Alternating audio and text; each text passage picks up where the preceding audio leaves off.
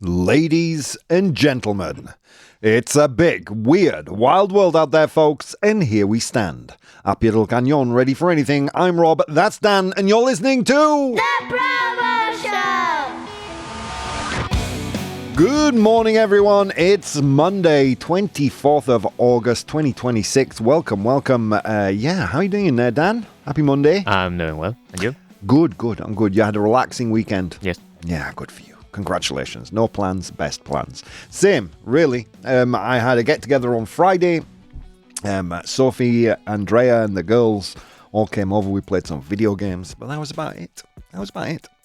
And how about you, dear friends, dear listeners out there in Radio Land? How are you doing? Hopefully you had a great, productive, or more to the point, relaxing weekend, right? Oh, yeah. Why do I mention the word productive? Salient point in today's unpopular opinion. Let's get into what we're talking about today. I asked you all to vote on Friday on the topics you'd like to cover, and this was one among the most highly voted. We're talking about Renta Básica Universal, universal basic income in today's unpopular opinion. First, today's 100 humans, we'll get to that at the end of the show. We asked them to name something people do with no financial incentive. Nombra algo que la gente hace sin incentivo económico. In today's unpopular opinion, universal basic income would make society less productive. La renta básica universal haría que la sociedad fuera menos productiva.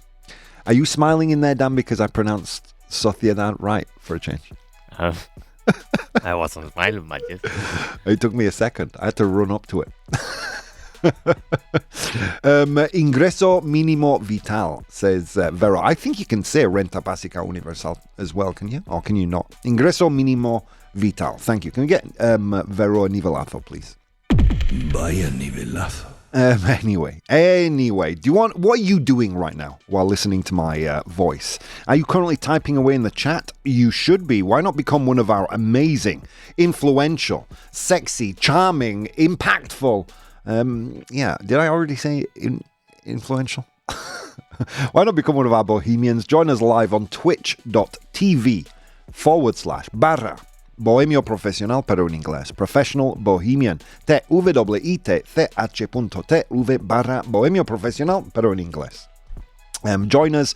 Come and say hello and have your voice heard on the show, at least using me as the conduit of your ideas. Vero's here. She says, good morning, beautiful bohemians around the universe and beyond. Good morning, Vero. Bridge is here. She says, good morning, my beautiful Bonnie Bouncy bohemians. And Bonnie Bouncy Bob and darling dashing, dutifully dexterous Dan, the radio man.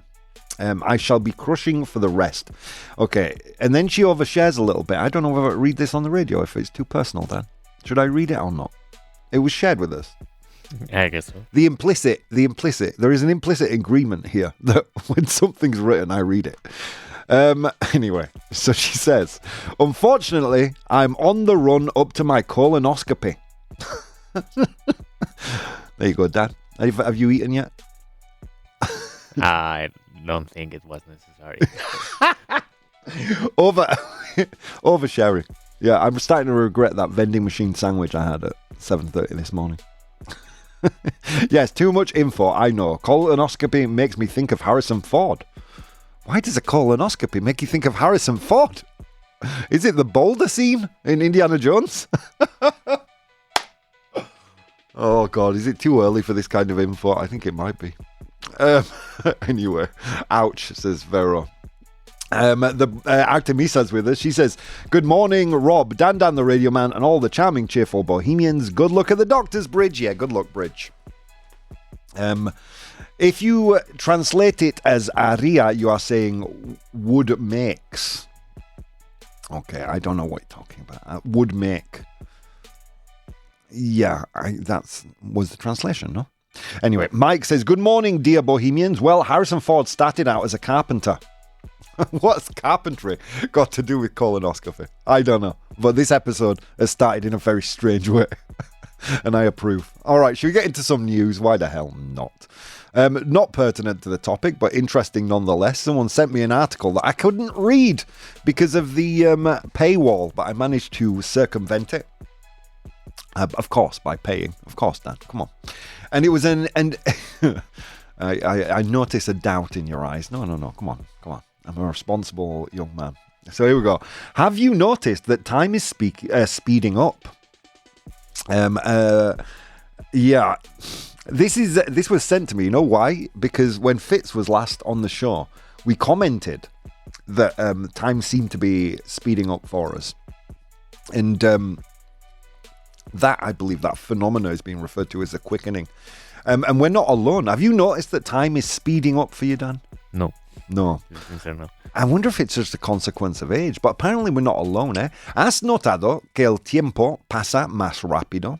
It's an interesting article in the New Statesman by the author, the writer, journalist, Amelia Tate. Have you noticed that time seems to be speeding up? In Amelia Tate's New Statesman article, that unsettling feeling begins with a simple overheard complaint. A woman in Tennessee wedding saying she can no longer get as much done in a day as she used to. Errands feel longer, days feel shorter, and the ordinary rhythm of life seems to be slipping away. For YouTuber Jacob Whelan, the moment stood out because it confirmed something he'd already sensed. Other people were starting to feel that there's something up with time. You don't feel this phenomena at all, Dan? No. I wonder if it's because... I wonder if this is... Dan is of the tender age of 22. I wonder if this is a phenomenon we're noticing because we've got more of a... I mean we older people, right? Because we have more of a memory of time pre-COVID. I think something happened with time post-COVID. I think, or at least our perception of time. I don't think actually time has changed. The article uses that shared anxiety as a way into a bigger question. Is time really changing, or are we changing how we experience it? I think we're experiencing it differently, honestly.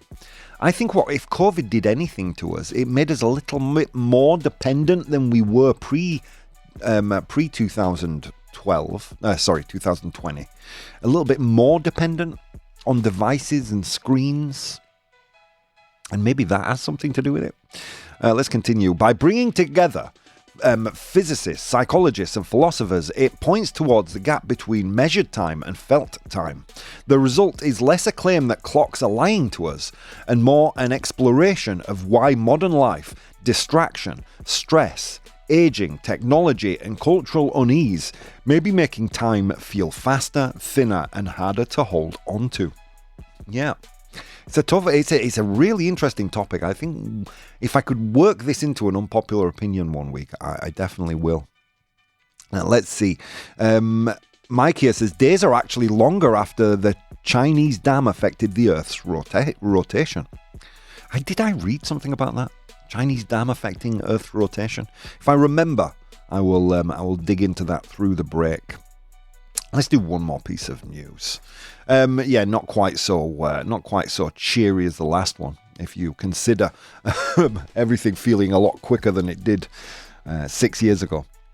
Cheery. Here we go. The heat wave hit Europe logs over 30,000 excess summer deaths. The first figures. Europa, afectado por ola de calor, registra más de 30,000 muertes estivales adicionales. Las primeras cifras. I think it was over 4,000, nearly 5,000. No, in Spain, extra deaths caused by the heat wave or heat wave related phenomena. Europe's brutal summer heat waves have been already linked to more than 30,000 excess deaths, according to provisional figures cited by phys.org. Euromomo estimates that Europe recorded more than 32,000 excess deaths between mid-July and mid-August, while AFP's count of national data found around 33 excess or directly heat-linked deaths across Austria, Belgium, England, France, Germany, the Netherlands and Spain. The deadliest period appears to have been the final week of June, with nearly 16,000 excess deaths, followed by the first week of July, around 8,000. Man, it makes me so sad, Dan. I don't know what makes me more sad, right, is reading these figures and just being, quite understandably shocked by the mortality of the heat waves and the consequences of global warming, or knowing that someone else is reading this article right now and it's not penetrating that wall of skepticism that they have. Oh, it's just summer, it's always been hot. Not understanding, of course, that May and June were extremely high and dry, and hot months where they haven't traditionally been that or demonstrated that level of excess. And it's always been hot. Jeez, man. Just makes me worry for the world, if I'm honest with you. Bridge here says, right, Rob, I sent you the reference to Harrison Ford. Okay, I will check it out. Is it a carpentry colonoscopy thing, Bridge? Because I'm not sure my attention can handle it. Vero says, I suppose it depends on if you work or not. I assure you that if you don't work, time flies. If you don't, time walks like a freaking snail. Yeah, I think maybe even just distraction. Time flies when you're working, right? And I think that's why I experience time quite quickly most of the time. But then, the evenings, I'm constantly doing things. I don't have time to be bored. And I think boredom is a great way to feel the passage of time. And I don't think any of us spend enough time bored. Anyway, back to this. The toll is likely to change as more data comes in, but early figures already show how dangerous extreme heat has become, especially for older people. Germany recorded 14,000 heat-linked deaths through August 9th. France reported 7,300 excess deaths between late May and July 2022. Spain recorded nearly 4,500 heat-attributed deaths between June 1st and August 19th. And England's May to June toll reached nearly matched its record from 2022. Scientists cited in the article link the back-to-back heat waves, drought, wildfire conditions and man-made climate change, making this not just a summer weather story, but a warning about the growing human cost of a hotter Europe. Something I think we all have to get used to, because I think it's just going to get worse, isn't it? I think that rabbit holes change time as much as black holes. Yeah, true story. I knew you guys would love the time story. I don't know why I bothered. We could have just spoken about that for 15 minutes. Yeah, maybe. I mean, just browsing on the internet, getting lost in time in a meditative practice like falling down an information rabbit hole. Yeah. Artemisa says, I've been hearing adults say that time flies away since I was a kid. I wonder if it's partly because we actually get slower as we age. Even our metabolism slows down. While time keeps moving at the same pace, I've noticed it too. Yeah, Megan, could be. And Vero says, if you work, time flies. If you don't, it walks. All right, guys, on that note, let's go to today's unpopular opinion. Unpopular opinion. There you go, Dan. Let that be a lesson. Don't do the serious story after the fun story. All right, so here we go. Universal basic income. What is it? Here I've translated it as Renta Básica Universal. Vero offered us a different translation. That was Ingreso Mínimo Vital.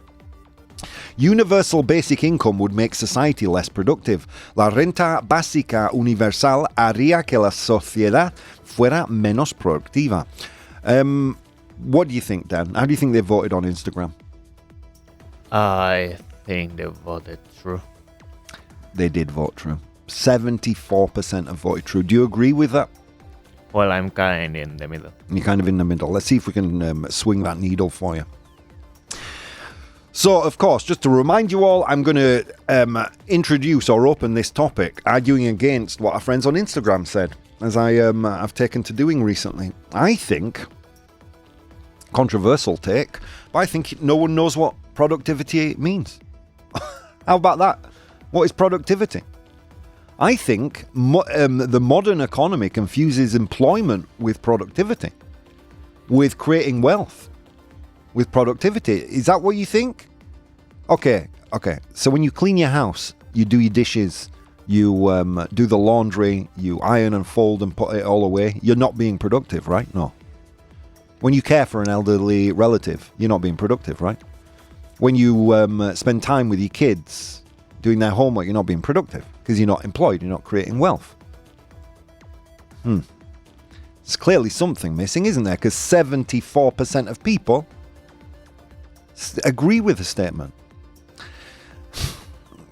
Yeah, I think it misunderstands what productivity actually means. It assumes productivity comes from mainly forcing people to work through financial necessity, when much of human productivity comes from security, autonomy, and just the ability to make better choices. Imagine, for example, Dan, a talented person is stuck in a dead-end job, right? Because if they quit for 6 months to retrain or do something else, it would be impossible. It would ruin them financially. Under that system, under the current system, under this way of thinking, society gets a person producing just enough to live.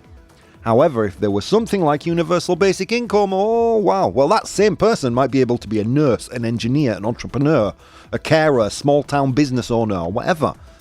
The economy loses a low productive worker, but it gains a high productive contributor, right? The deeper point, I think, is that desperation is not the same thing as motivation. Universal basic income kills desperation. And if we think a death of desperation is going to kill productivity, then I think we need to maybe reframe what productivity means for us, right? I mean, critics would argue that UBI, universal basic income, would make people lazy because some would choose not to work. But this assumes that the only reason people contribute is because they fear poverty. In reality, people pursue meaning, status, creativity, social connection, achievement. If economic prosperity was the only reason to work, we'd have no teachers and we'd have no nurses. Right, wouldn't we? So there's something wrong in the way we're looking at the word productive, I think. The question isn't will everyone work, but will people spend their time doing more valuable things? And I argue that they would. In fact, a society where people are trapped in jobs they hate, afraid to start companies, or unable to care for family members, or unable to develop skills, may be less productive than one where people have a basic foundation from where they can make better decisions. So my argument here, just to sum it up, is that universal basic income would not make society less productive because it would not pay people to do nothing. And that's the idea I think people have about universal basic income. But that's not the thing. It would pay people enough to stop doing the wrong things out of desperation and start doing the right things out of choice. Again, if financial incentive was the only reason people contributed to society, we'd have no doctors, we'd have no nurses, we'd have no... Well, doctors are fairly well paid, aren't they? But nurses, junior doctors aren't, teachers. So I think we're looking at the idea of productivity and what constitutes productive wrong. And I'll repeat it. If you're one of these people that confuse employment with productivity, then when you clean your house, when you raise your children, when you look after elderly relatives, you're not being productive, right? Of course you are. All right, so there we go. Woo, tough one.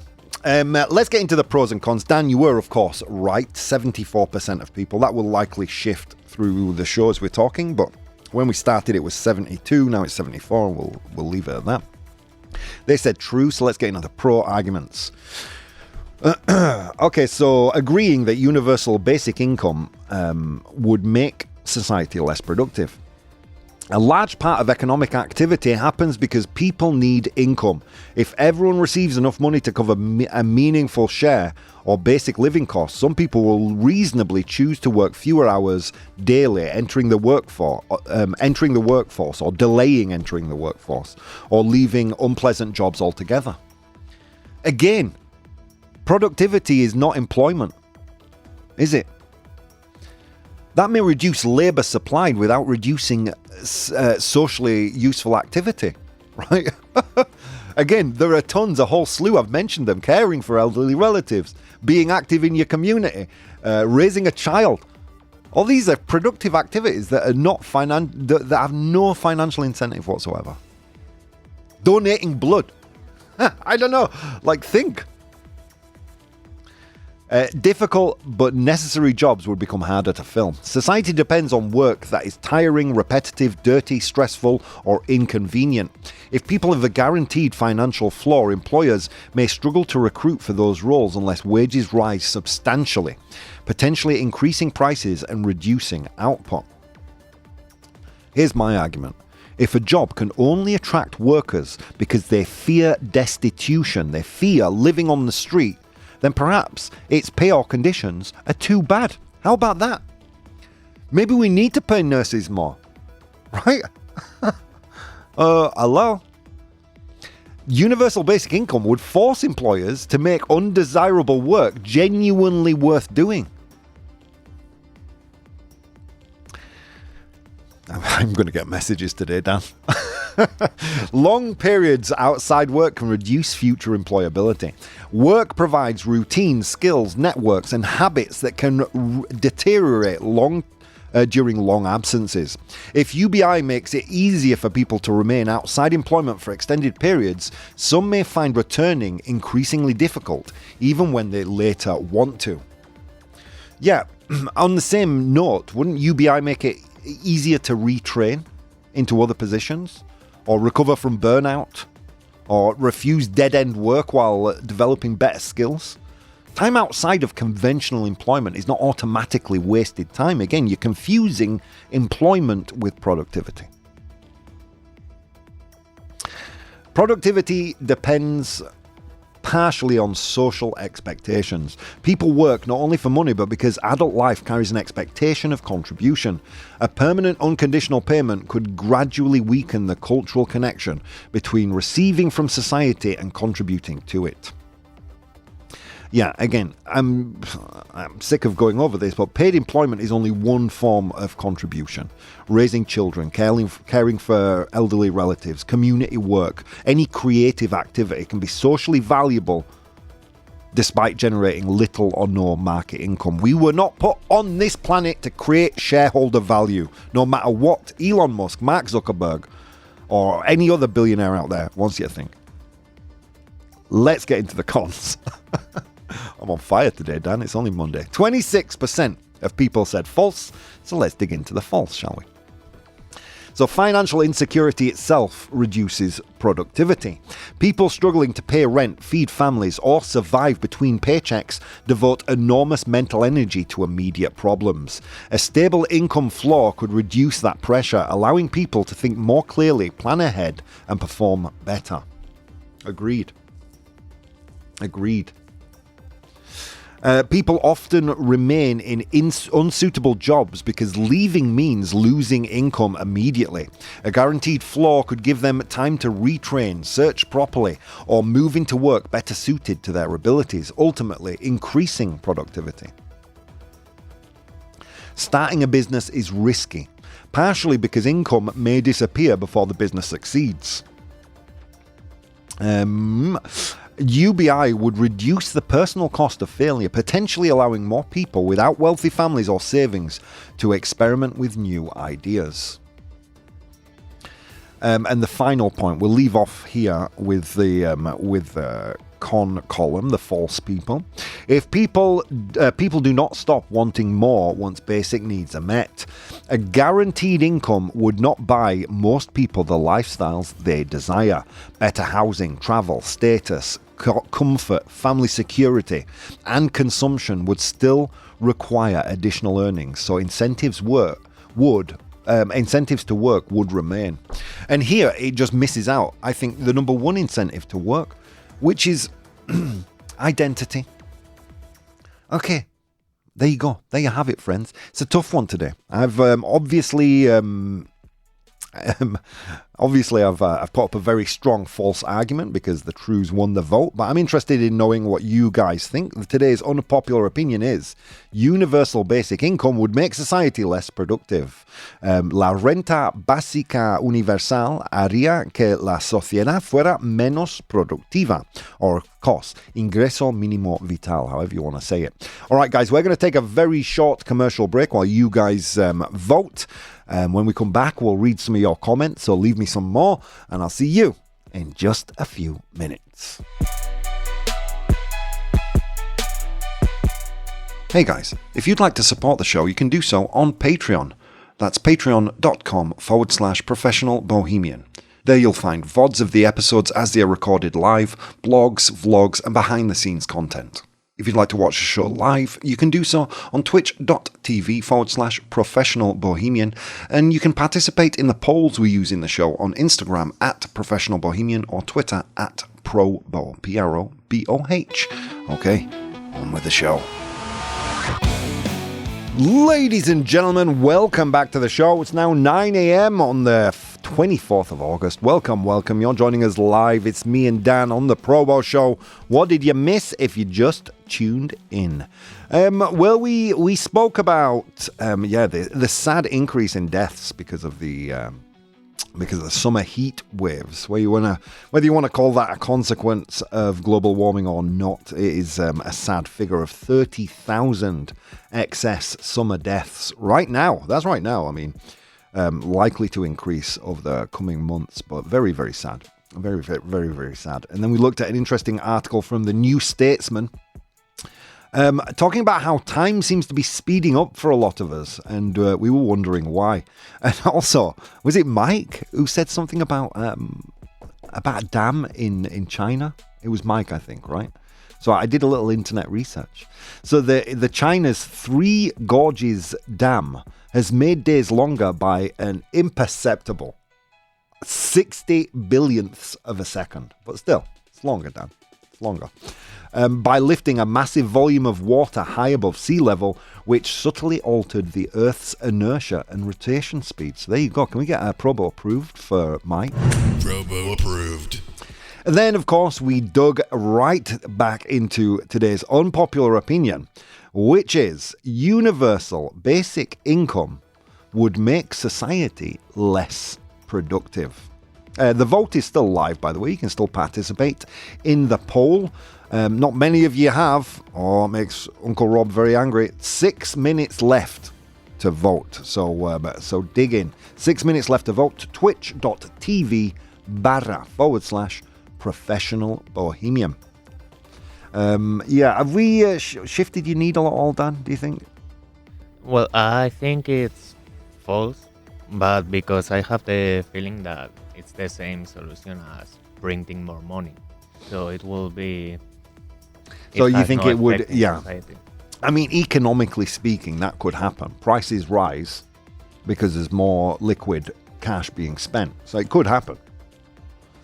Yeah. Yeah, it's a fair point. That's a fair point. Oh, Dan, look at you. It's a fair point. It could be. Maybe it's just like printing more money. I would argue, at least in the... but I don't want to get into short-term thinking, but it would alleviate a lot of the desperation, I think, from a lot of people's lives, right? It's a tough one. I mean, look, there is no easy answer to this, and that's why we talk about it as an unpopular opinion. Is the debate really about what makes people contribute, perhaps?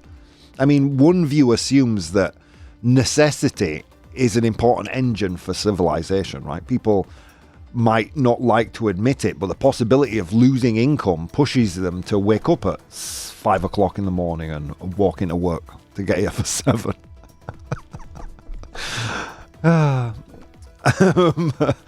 You know, and tolerate the inconvenience of what is, you know, working for a living, developing skills, performing, you know, that repetitive task you have to do, clicking a button on a keyboard. If you remove too much of that necessity, some productive effort may disappear. But I don't know. I mean, I think that is if you describe productivity purely from the view that productivity and employment are essentially the same thing. I'm not sure I do.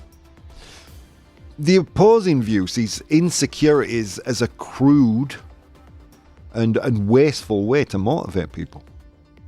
I mean, fear can certainly make people work, but it can also trap them in bad jobs. You know, discourage risk taking. I mean, I'm not in a financial position to start a business, Dan.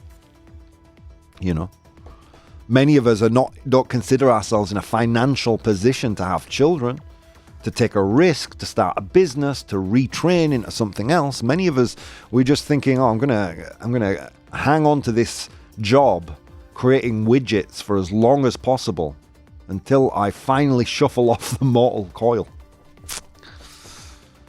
You know, and it can keep what could be potentially really talented people stuck in roles where that talent is poorly used.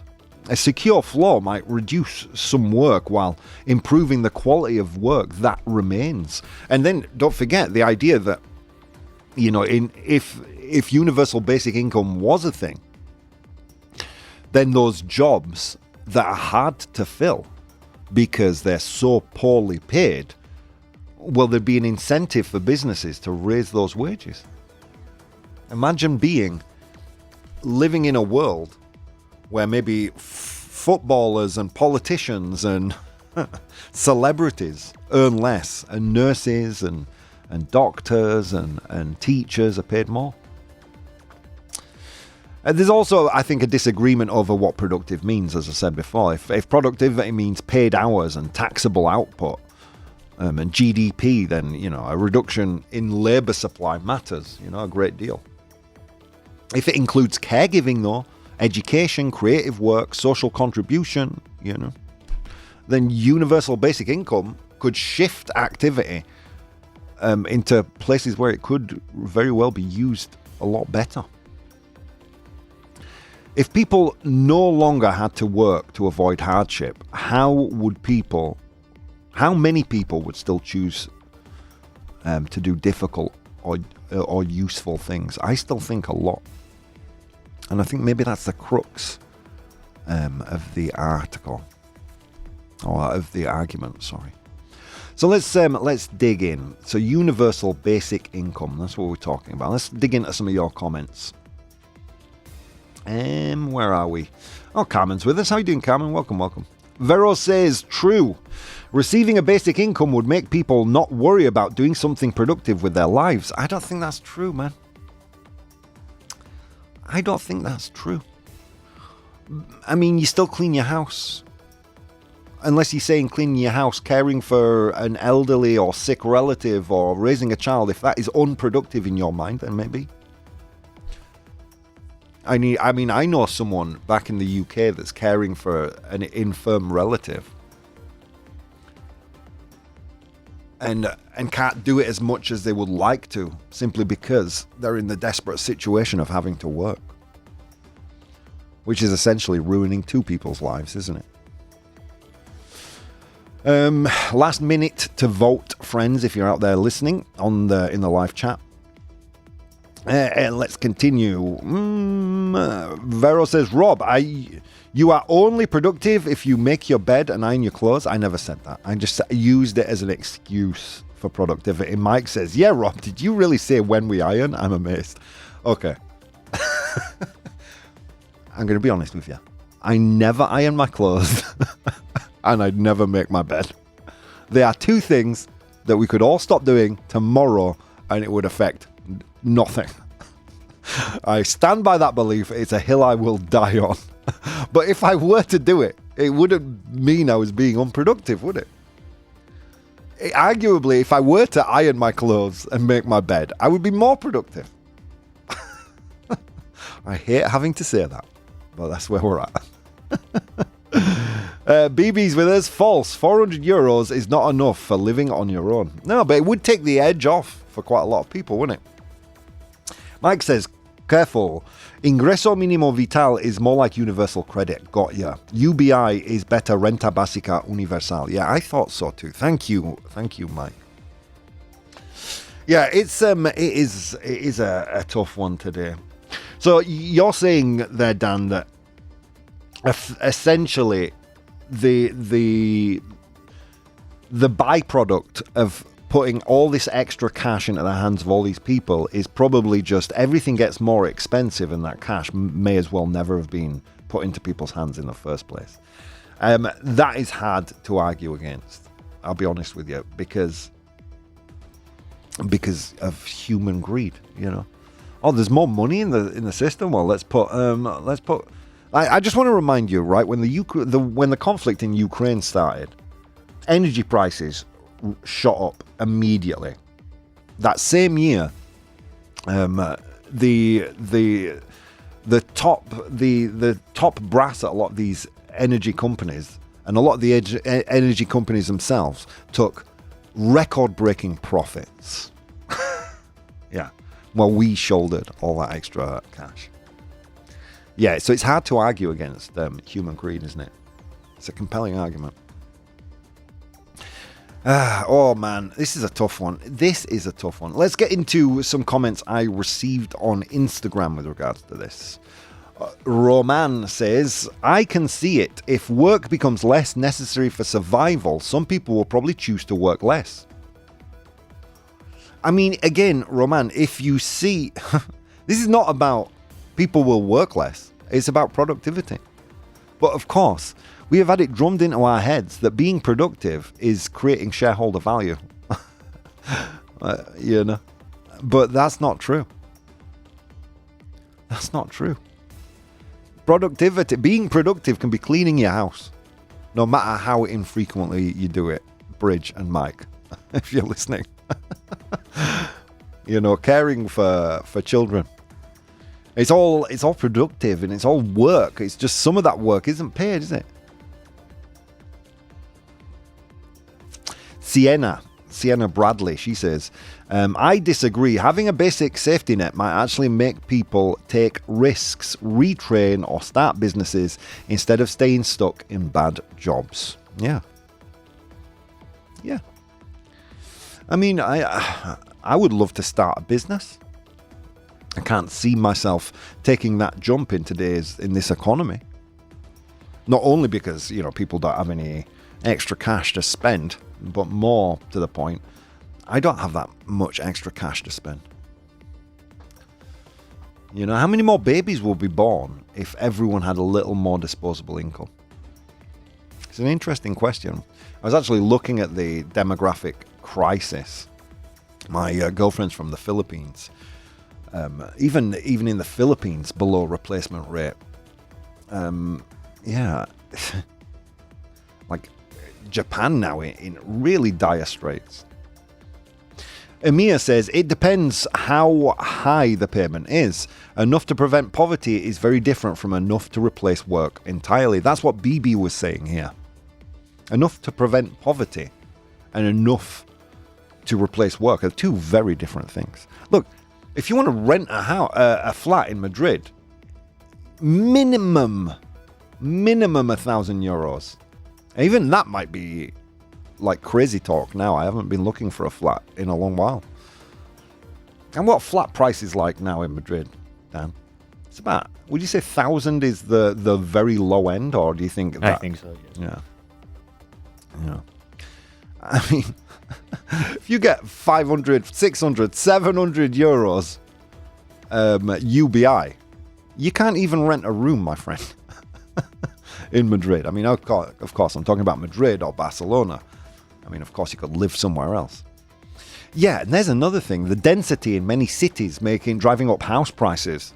Imagine if people had a little bit of a safety net, meaning that they didn't have to say centralized around zones where it's considered where it's considered to have more opportunity for employment. Perhaps then, it would have a knock-on effect to reduce density, make more housing opportunities open, and therefore with less scarcity, more chance of house prices dropping. I'm kind of in agreement. I think Amir and Bibi have kind of swung me here to agree. Can we get Amir and Bibi ProBoh approved, Dan?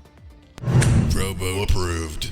Yeah, I mean, are we talking about replacing work? I don't think so. Clara says productivity isn't just hours spent at a job. People might work less for employees and still do more caregiving, studying, volunteering, or creative work. Yeah, when your kid is doing their homework, are they not being productive? When they're not being paid, right? Of course they're being productive. I think we need to kind of strip away the idea of productivity from being exclusively linked to work, to employment. Artemisa says that I'd like to imagine a society where basic income makes people more productive because having a safety net gives them the freedom to choose work they could be good at. My concern is whether the taxes needed to fund it would eventually discourage people from looking for a job. Ultimately, society can only sustain itself if enough people work. I mean, yeah, that could be it. Raising prices. I think an automation tax would be a good way to offset that. I mean, let's face it. Unemployment over, I think it's 11% here in Spain. Not the highest in the EU, I think. I think Finland has higher. I think they're at 11% right now. Correct me if I'm wrong, chat. Automation tax. All those self-checkouts, tax those as if they were a real person, any kind of automated role that a person could do, but a company makes it automated so they can save money and pass that on to their shareholders. Let's tax that. Right. Oh, I'm not anti-business. I know what you're saying. I'm not anti-business. I'm pro-human. Is that such a bad thing? I know a lot of people make that criticism about me. Oh, he's a socialist. I'm not a socialist. Or at least I'm not when it comes to tax season. Anyway, sorry, I'm just trying to sign into my damn computer here. Okay. So yeah, it's a tough one today. Should we get to the results of the poll? I think we probably should. I don't think I've got much more to say. Yeah, let's go to the results of the poll. So I made the statement that... sorry, I'm just trying to find the actual poll itself now. I made the statement that universal basic income would make society less productive. La renta básica universal haría que la sociedad fuera menos productiva. I made that statement, and you guys said... Almost everyone in the audience voted, with the exception of one. I don't know who you are. And it was 50-50. Not sure how I feel about it, Dan, if I'm going to be perfectly honest with you. Universal basic income would almost certainly make some people work less. But is working less, is working for an employer less, does that mean they're going to be less productive? I don't think so.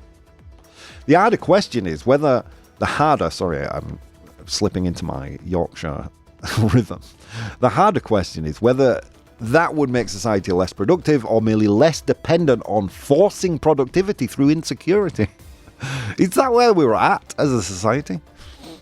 A society should worry if nobody wants to do necessary work without the threat of poverty, but it should also worry if poverty is the main reason that work gets done. Isn't that equally as much of a problem? Anyway, all those friends, you know what Grandpa Bo would call them, opinions. And opinions, they're like buttholes, he would say. Everyone has one, they all stink, including mine. Let's move on to today's 100 Humans. That was a good one. I enjoyed that a great deal. All right, so it was a long walk to work today across snow-capped mountains and through river valleys, and on that walk, I encountered 100 humans and I asked them all a question. Today's question was, name something people do with no financial incentive. Nombra algo que la gente hace sin incentivo económico. Artemisa said she didn't vote because she was too much in the middle. Yeah, I understand that. I'm only picking on people. You weren't the only one not to vote, I don't think. So, name something people do with no financial incentive. Nombra algo que la gente hace sin incentivo económico. I asked them that question. They gave me their answers. I'm in possession of the top 7 answers. Your job in the audience is to identify the top 7 answers. Big thanks to Annika-san, Athuldan, Emily, Ivan GP, Juan Arreo, Ivan Samrov, everyone. Thank you all. All right, Dan. To have kids. To have children. To raise kids. Criar hijos. Is to raise children there? Yes, it is. Well done. Raise children. I mean, that's probably the most obvious example, isn't it? But it's not the number one example. 8 of 100 humans said to raise children. It's the number 5th most popular answer. It's a good one, though. Let's see. To work out, to exercise, says Mike. Oof, good answer. To exercise. Hacer ejercicio, to work out. Is it there? Yes, it is. Well done.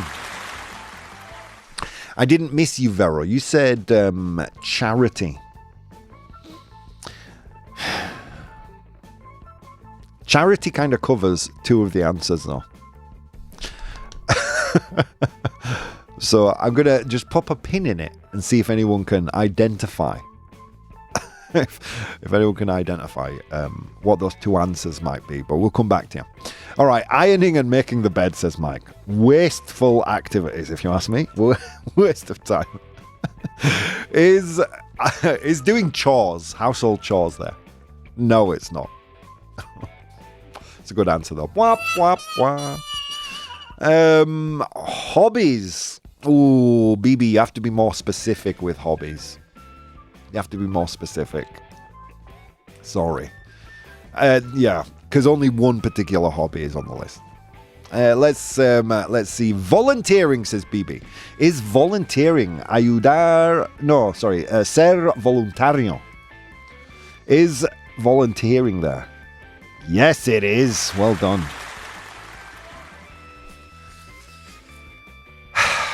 You know what? Vero, I know you hate it when I do this. But look at the time, man. Look at the time. Vero says charity. And what are you doing when you're giving to charity? You're helping others, aren't you, Dan? Ayudar a los demás. He's not even looking at me. He's helping others there. Yes, it is. Look, Dan, I want people to win. Well done, BB, by the way, and Vero. Volunteering and helping others. Mike's is painting, creating art. Let's say creating art. Is creating art, crear arte there? Yes, it is. Well done. Oh, you're on fire. Let's see. Gardening, says the bridge. Gardening's a good answer, but it's not there. Mwah, mwah, mwah. Dude, I barely clean my own house. Imagine if I had a garden. Jeezy, Louise. Let's take a look at Instagram, what people said. They would work less hard. Volunteer for Vaughantown, says Athuldan. You could still go to Vaughantown as a volunteer. Marriage, says Emily. Paying taxes, says Ivan GP. To work. Yeah, a lot of people work with no financial incentive. Entrepreneurship. Ivan Samrov says to donate blood. Donar sangre is to donate blood there. Yes, it is. Well done. Donating blood is there. 8 of 100 humans said that. It's in 4th place, donar sangre. We're talking about naming something that people do with no financial incentive. Nombra algo que la gente hace sin incentivo financiero or económico. How are we doing, Mr. Fitzgerald? Very well, good morning. What do you think? What's something people do with no financial incentive? Pertinent maybe to the listeners of this radio station in particular. What do you think? Artemisa has it. Learn English? Learn English, yes. Artemisa is a little bit more nebulous, but more accurate to what we have here. To study. Is studying there? Estudiar. Yes, it is!